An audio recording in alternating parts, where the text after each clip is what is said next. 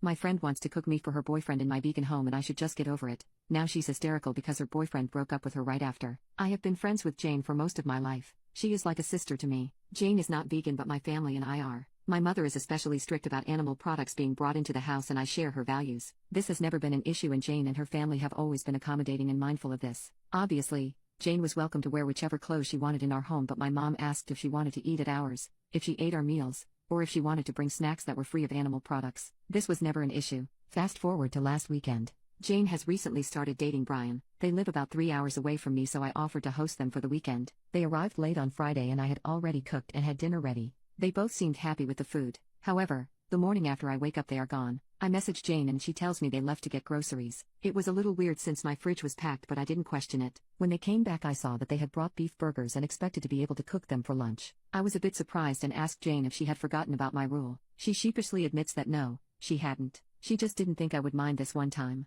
Brian is one big question mark. I thought about dropping it but it made me uncomfortable. She went behind my back and put me in an awkward position with her new partner. Not just because I didn't like the food myself. I pulled her aside and told her as much and she begged me to drop it. She hadn't told Brian about my boundaries on this because they are embarrassing. I reiterated that the boundaries were still in place and kindly asked her not to cook the food in my home. I offered to go out and get plant-based burgers instead but she doubled down and called me a weirdo and stuck up. This was a shock to me because never in my 20+ years of knowing her has she ever mentioned this being an issue and to be honest her words hurt. I told her to please pack her stuff and leave. She stormed off and told Brian they were leaving. She later texted me calling me an asshole for embarrassing her. Brian, bless his heart, had absolutely no idea about what was going on. I don't blame him for bringing the food into my house but Jane should have known better. I feel bad about the fight. I know my rules are not conventional and likely feel strange and inconvenient to those who have different dietary requirements. With that said, no one is forced to stay at my house and my boundaries are clear. I don't know if I should have dropped this or not. Update: I host dinner parties for friends and family on the regular. My guests know to expect fully vegan meals.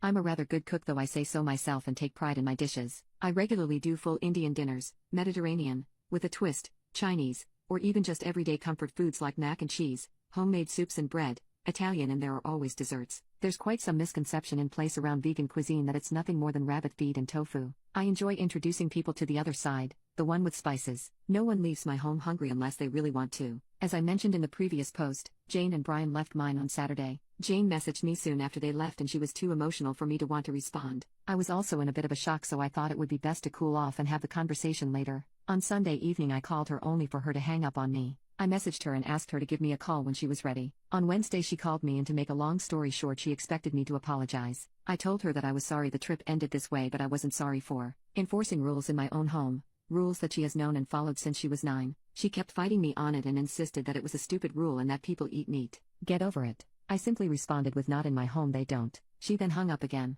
On Friday morning I woke up to a Facebook message request from Brian. I accepted it and he thanked me for hosting them and apologized for overstepping. I assured him that he did nothing wrong and that if Jane hadn't told him there was no way for him to know. As a side note, I cooked spaghetti bolognese for them on Friday and apparently, he didn't even realize it wasn't vegan. Perhaps I should have told him it was but according to Jane, he had no allergies so I just cooked and served. They both enjoyed the meal. Afterward, we had sorbet and black coffee, and no comments there either. Brian then told me that she had indeed told him. Side note in case this is confusing, Brian didn't respond with this information until after I had posted my first post. He works long hours and we wrapped up our Friday chat last night when he had time to chat. The morning after I slept and they woke up before me and helped themselves to breakfast in my downstairs kitchen. He had asked for milk in his coffee and she told him I only had oat. That sparked a conversation and she told him I'm vegan. According to him, he didn't mind. He then suggested that they go out and shop for lunch and cook for us. During that shopping trip, he suggested burgers and Jane said it was fine. They got beef and got me plant-based sausages. Once they arrived at mine and he saw how uncomfortable I was he realized that Jane hadn't been honest, hence him looking like a walking question mark.